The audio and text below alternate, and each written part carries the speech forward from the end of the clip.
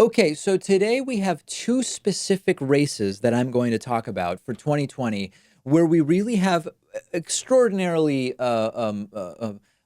inspiring, I guess I would call them, opportunities to take down some of the most prominent and toxic Republicans in the Senate. Yesterday, I told you that Senate Majority Leader Mitch McConnell has a challenger. After Later on in the show, I'll talk to you a little bit more about that race. But first, today, totally terribly toxic Trump tool. How about that? Lindsey Graham has an opponent, and the opponent has raised a record breaking amount of money. His name is Jaime Harrison. He has raised $1.5 million to challenge Lindsey Graham in South Carolina for his Senate seat. And if you haven't been paying attention to Lindsey, he has become even more unhinged under Donald Trump, unleashing one of the most cartoonish and embarrassing tirades that maybe I've ever seen during the confirmation hearing of Supreme Court Justice Brett Kavanaugh. Remember when this went down? If you wanted an FBI investigation, you could have come to us. What you want to do is destroy this guy's life, hold this seat open, and hope you win in 2020. You've said that, not me. You've got nothing to apologize for. When you see Sotomayor and Kagan, tell them that Lindsey said hello, because I voted for them. I would never do to them what you've done to this guy.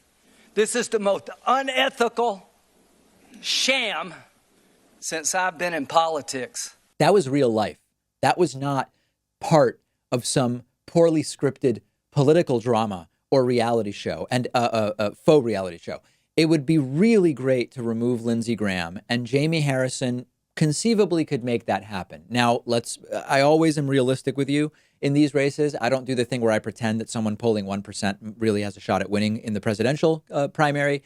And I'm not going to BS you here either. Jaime Harrison is way behind. He's raised $1.5 million, but Lindsey Graham has nearly $5 million, or had $5 million in the bank at the end of the first quarter of the year.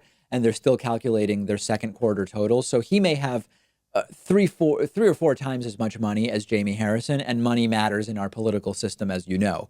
But this is one of the strongest candidates in recent history to really have a shot at taking out such a prominent Republican senator. Beto had a shot with Ted Cruz in Texas, ultimately didn't happen.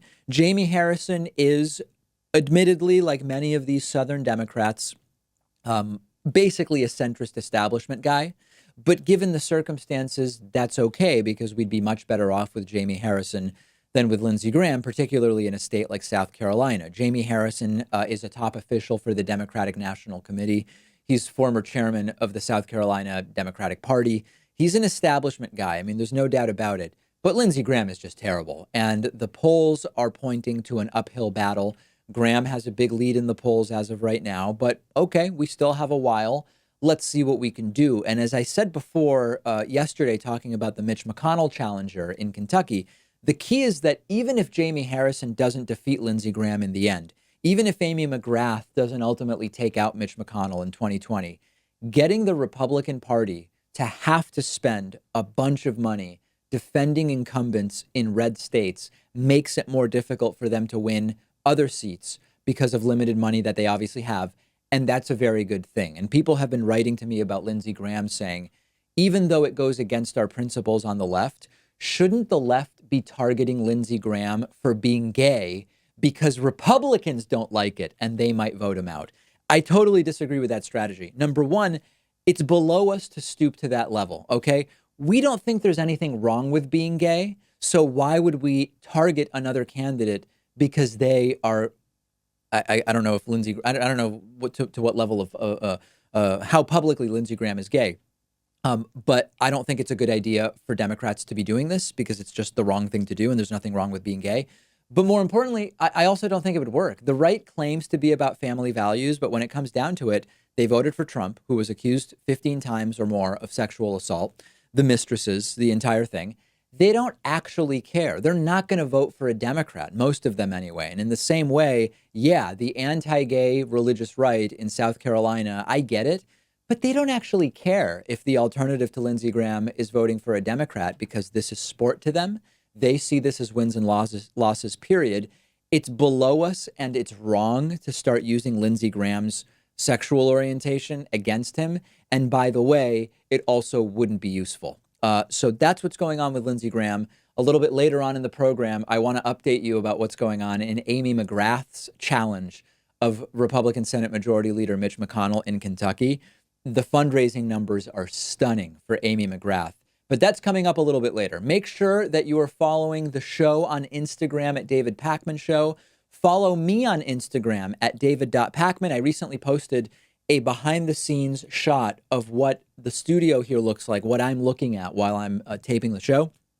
Follow me at david.pakman on Instagram to see that and much, much more.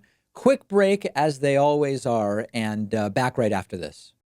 If you love learning new things, you probably want to check this out. The David Pakman Show today is sponsored by Skillshare, and we're giving you 2 entire months of free access to Skillshare when you click the link underneath this video. Skillshare is a vibrant online learning community offering more than 25,000 video classes on just about anything you can think of. Get better at playing an instrument.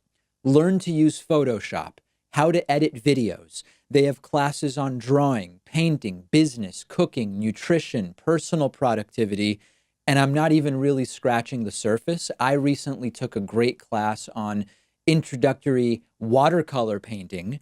I'm still not good, but I am learning, and you can access the entire library of fun, easy-to-use online courses for free for 2 months by using the link underneath this video. 2 months of learning something that's totally new to you, something you want to get better at, something you already love, or you can get ahead in your career by learning new skills that will help you at your job. I've gotten a ton out of it. Pat has taken some courses that he's found really valuable, and I think you'll love it too. Get started for free by clicking the link under this video.